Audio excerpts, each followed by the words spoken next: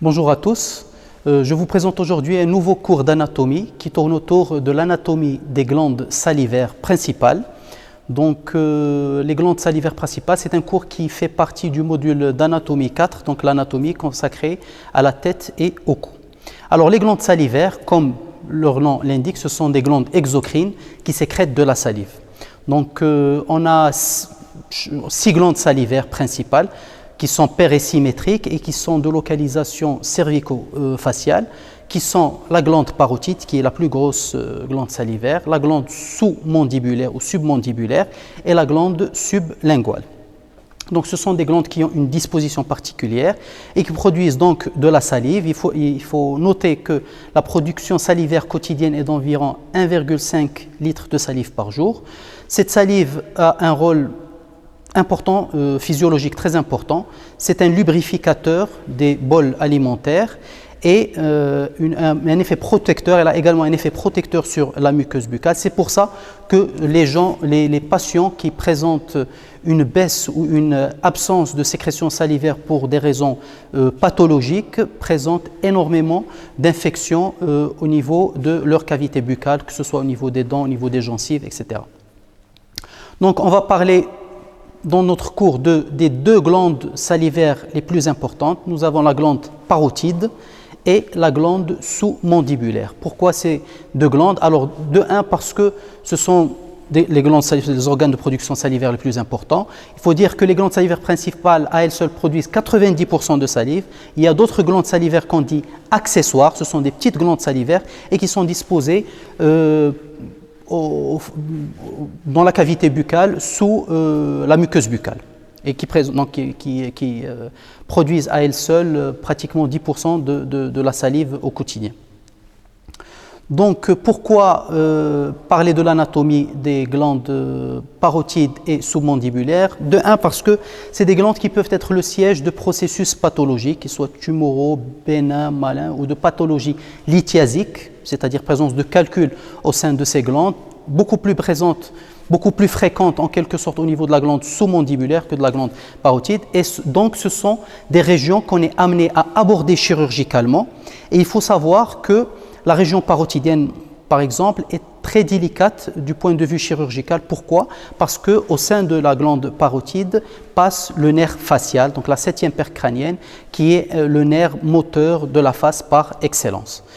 Et puis, même l'abord de la glande sous-mandibulaire peut présenter certains dangers, donc d'où la nécessité de connaître et de maîtriser l'anatomie de ces deux glandes. Donc, on va commencer par représenter grossièrement ces glandes salivaires au niveau de la région cervico-faciale. Nous allons représenter notre face comme à l'accoutumée.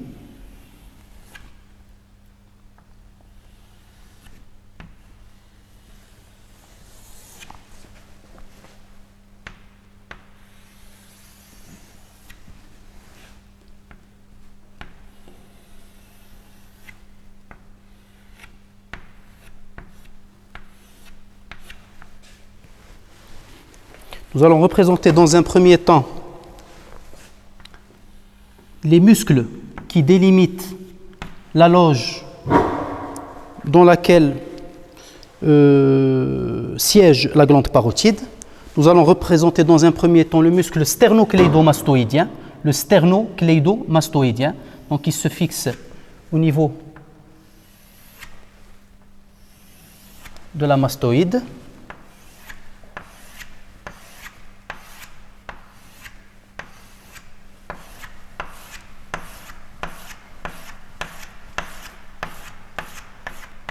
Et comme son nom l'indique, s'insère également au niveau du sternum et de la clavicule.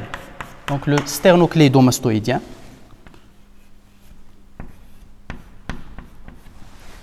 Le muscle masséter, qui est ce muscle quadrilatère, tendu entre l'angle de la mandibule et l'os malaire ou zygoma, ou zygomatique. C'est un muscle masticateur, c'est-à-dire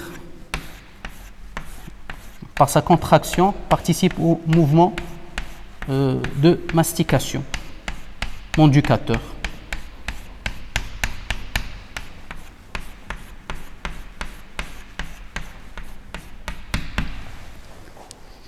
Et donc, notre glande parotide, donc parotide du latin paraotis, c'est-à-dire autour de l'oreille. Donc, ça nous donne en quelque sorte un petit peu une idée sur la localisation de notre glande et se situe grossièrement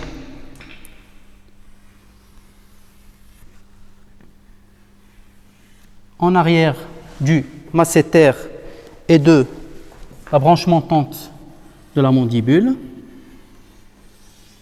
et en avant du muscle sternocléido-mastoïdien.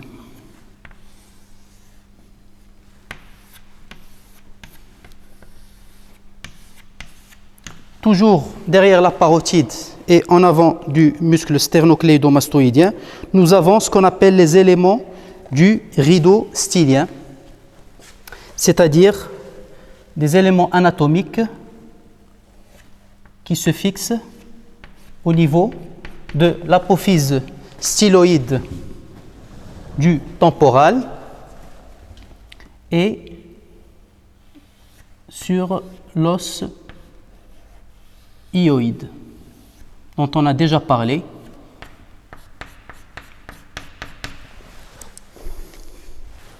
Donc nous aurons deux muscles, le muscle stylo-hyoïdien, je vais le présenter par une autre couleur,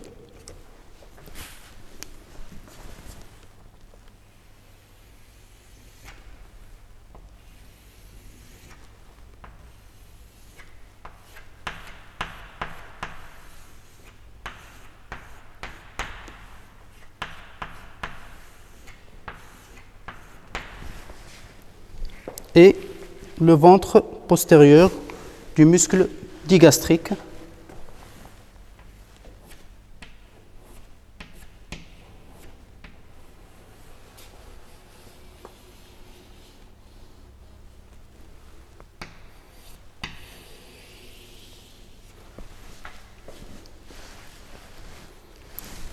Qui s'unit à son ventre antérieur par un tendon qu'on appelle tendon intermédiaire.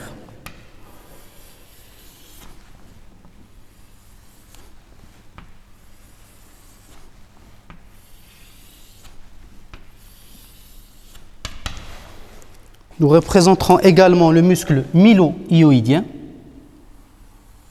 dont on avait déjà parlé dans notre cours consacré à la cavité buccale.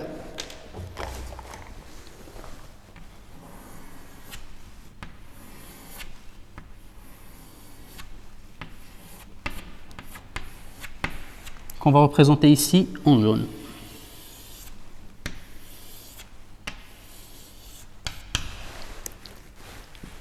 Le muscle stylo-hyoïdien, à ce niveau, forme une sorte de poulie, se fixe sur un ligament en forme de poulie qui contourne ou qui entoure ce ligament, ce tendon intermédiaire.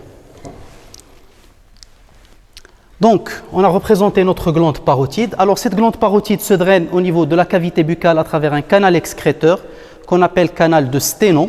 Et donc, ce canal qui va traverser un petit peu les parties molles jugales, en l'occurrence le muscle buccinateur, pour s'aboucher au niveau de la muqueuse de la face interne de la joue, à peu près à la hauteur de la deuxième molaire supérieure, et donc par un orifice qu'on appelle orifice du canal de Sténon. Donc il va se drainer vers la cavité buccale par un canal excréteur qu'on appellera canal de Sténon.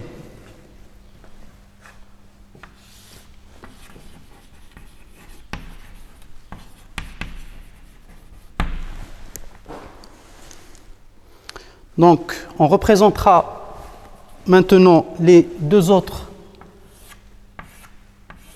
glandes salivaires.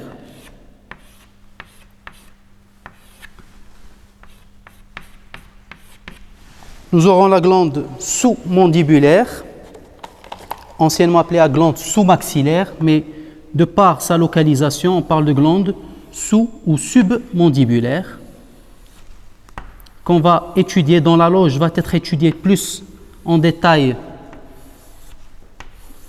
dans un autre schéma. Donc, qui occupe cette loge sous-mandibulaire.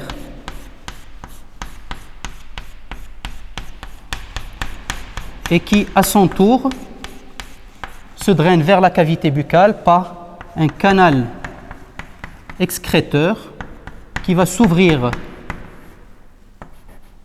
au niveau du plancher buccal, qu'on appelle canal de Wharton.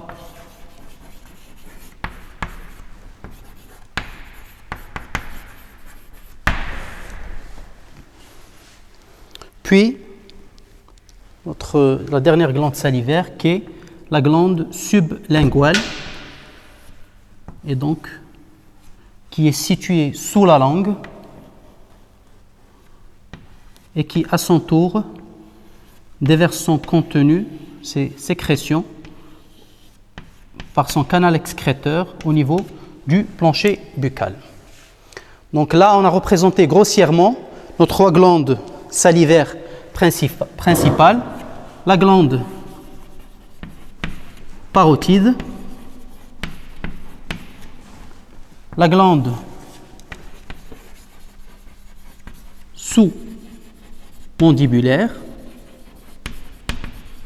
ou submandibulaire et enfin la glande sublinguale. Donc nous avons, comme on a dit tout à l'heure, le muscle masséter, le sternocleidomastoïdien, le ventre postérieur du digastrique avec son tendon intermédiaire et puis le ventre antérieur du muscle digastrique, le muscle mylohyoïdien et le muscle stylohyoïdien, donc qui est tendu entre l'apophyse styloïde et l'os hyoïde. Alors l'étude de la glande parotide ou de l'anatomie de la glande parotide nous mène forcément à l'étude de la loge qui contient la glande parotide. Donc c'est la loge parotidienne. Alors cette loge qu'on va représenter sur un schéma en coupe axiale passant par l'atlas ou première vertèbre cervicale est située entre. Donc là nous aurons d'une part la branche montante mandibulaire en avant,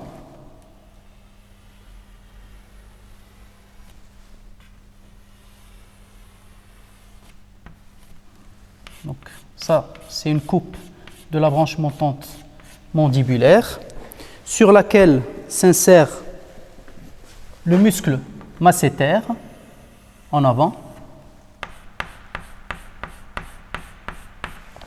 et le muscle ptérygoïdien médial en dedans. Donc là, nous avons représenté les constituants de la paroi antérieure de la loge parotidienne. Donc ces muscles qui sont bien entendu entourés par leurs aponevroses respectives. Ça, c'est la paroi antérieure. La paroi externe qui représente la voie d'abord cutanée dans le cas où on est amené à opérer une parotide. Donc c'est le revêtement cutané en dehors.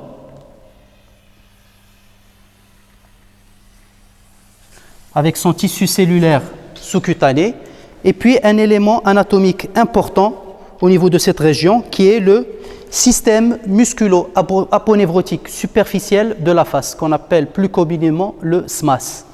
Donc, c'est un système qui est formé de fibres musculaires, de tissus fibreux, et qui tapisse cette loge parotidienne. Donc, le système musculo-aponevrotique superficiel, c'est un système qui se confond avec les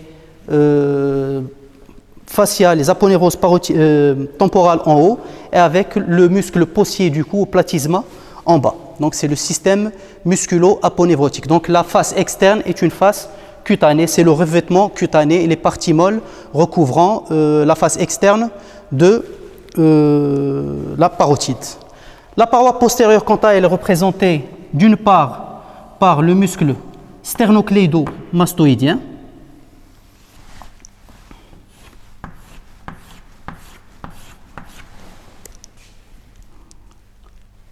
qui est tapissé bien entendu par son aponévrose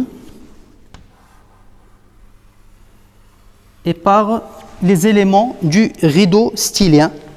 Là, on va représenter l'apophyse styloïde en coupe et sur laquelle s'insèrent des muscles.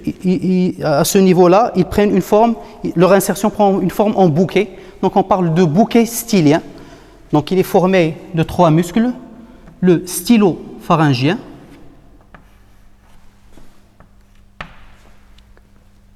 le stylo-glosse et le stylo-hyoïdien.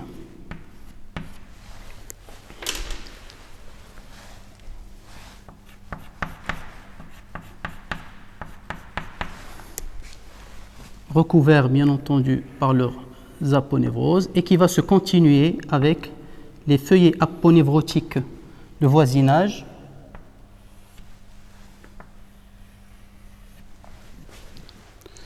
pour délimiter l'espace rétrostylien qui constitue un rapport ou des rapports postérieurs par rapport à notre glande parotide. Nous allons représenter également la glande parotide.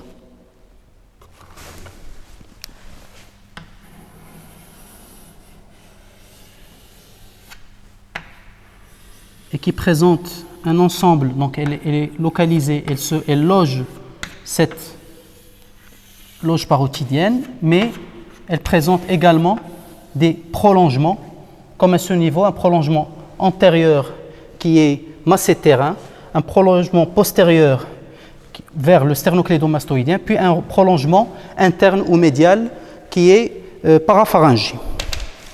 Là, on représente le pharynx,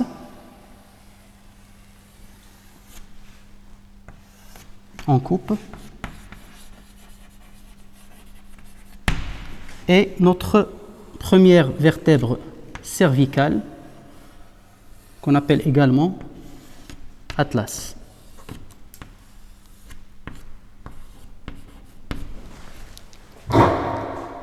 Nous allons légender un petit peu notre schéma.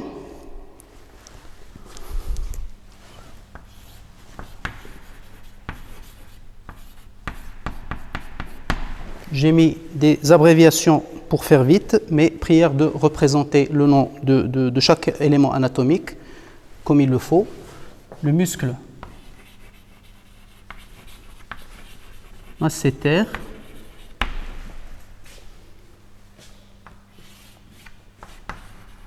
muscle ptérygoïdien interne ou médial, et les éléments du bouquet stylien, les muscles du bouquet stylien, le stylopharyngien, le styloglosse et le stylohyoïdien. Donc, cette glande parotide répond à ces différentes parois et par l'intermédiaire de sa paroi postérieure à des éléments vasculo-nerveux logeant la région rétrostylienne.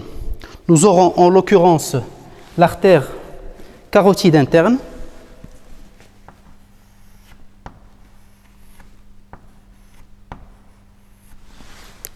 la veine jugulaire interne,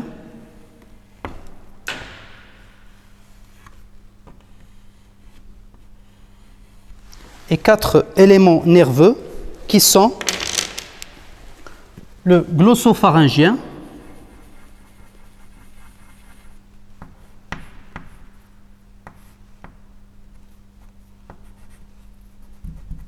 donc la 9e paire crânienne, le nerf vague, le 10, le nerf spinal,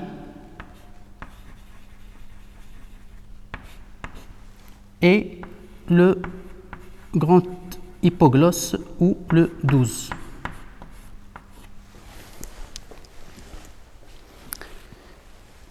Donc, notre glande parotide répond à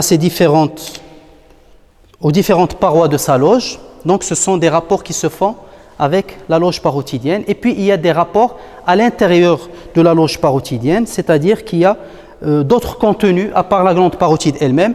Il est important de noter que la glande parotide est traversée au milieu par le nerf facial qui bifurque en son sein et qui la sépare de manière un petit peu virtuelle en lobe externe, superficiel et en lobe profond.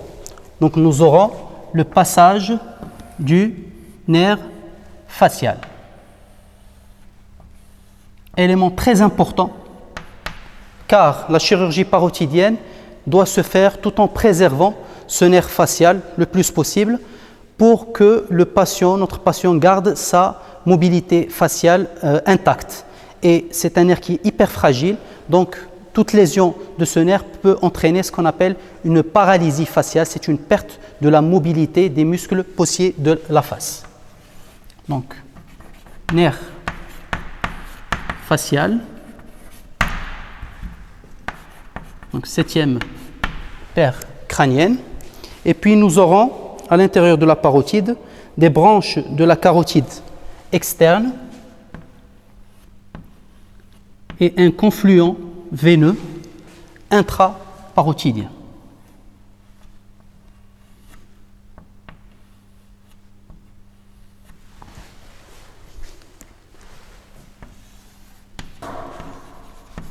Artère carotide interne et puis la veine jugulaire interne.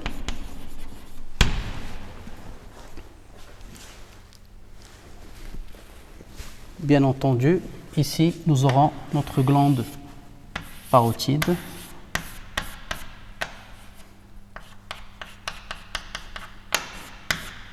qu'on va colorer en totalité.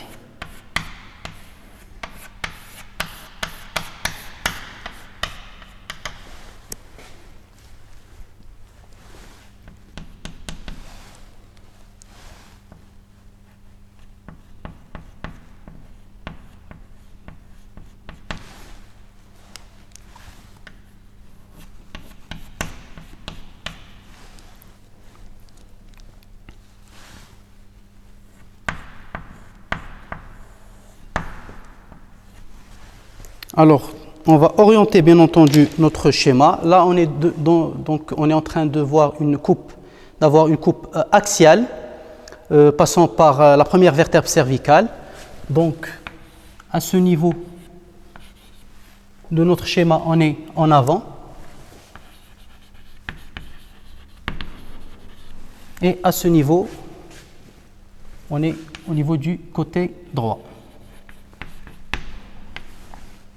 Alors, après avoir étudié la loge parotidienne, nous passons maintenant à l'étude de la glande sous-mandibulaire ou submandibulaire, qui est un petit peu moins volumineuse que la glande parotide et qui est logée au niveau de sa loge, donc la loge sous-mandibulaire.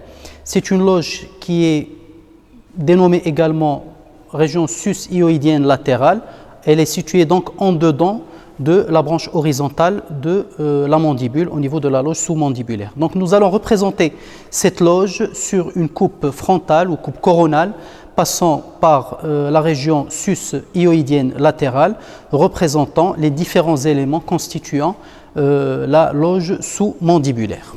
Nous allons représenter dans un premier temps notre arcade zygomatique.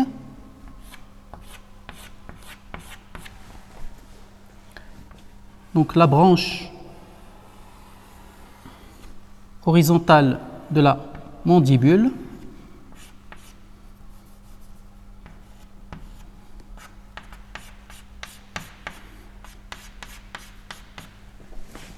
Notre os hyoïde. Et on passe à représenter les différents muscles qui prennent insertion au niveau de ces structures. Donc entre l'arcade zygomatique et la mandibule, nous aurons le muscle masséter,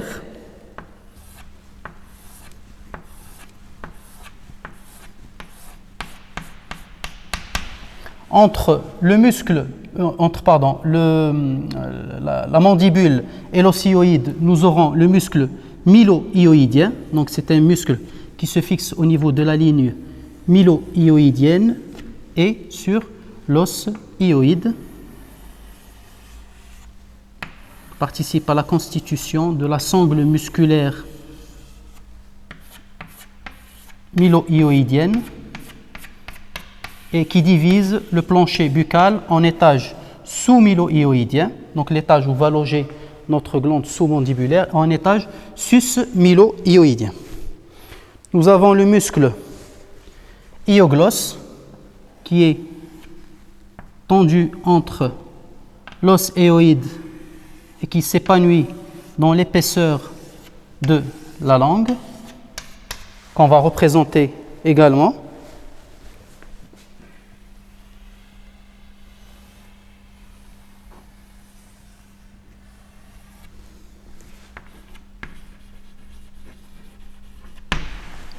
Et puis des muscles sous-hyoïdiens vers le bas.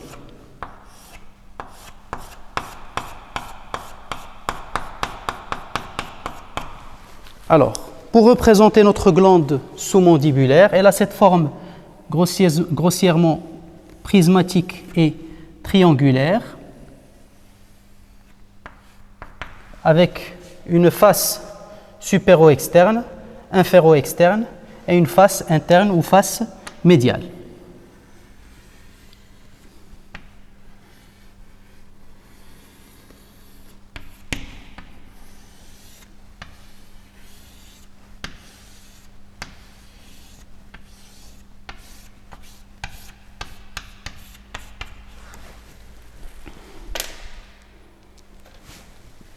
On représente également des ganglions sous-mandibulaires, car au niveau de la loge sous-mandibulaire, il existe un groupe ganglionnaire qu'on appelle sous-mandibulaire, et puis le nerf lingual,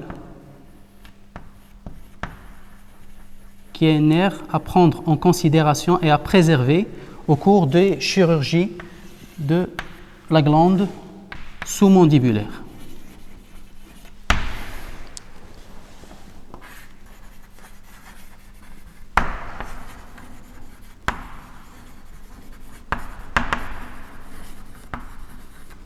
On va légender nos muscles.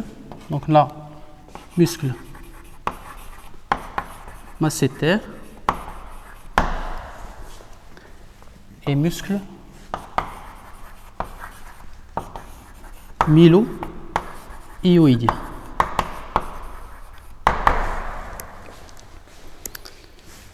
Donc, on a par ailleurs le revêtement cutané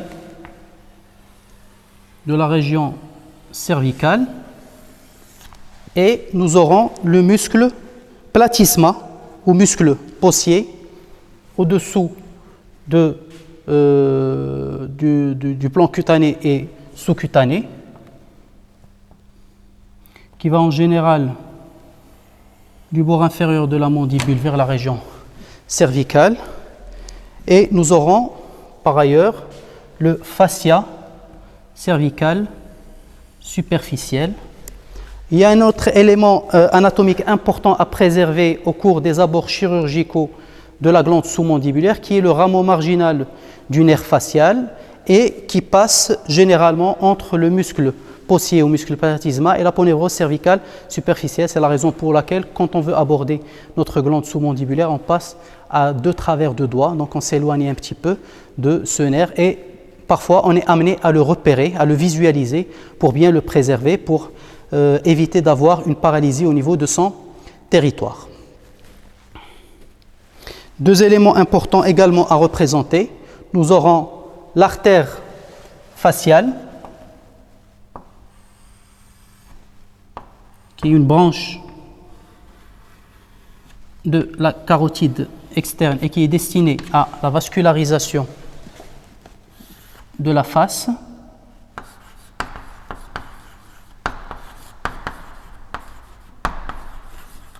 Et une veine faciale plus en dedans.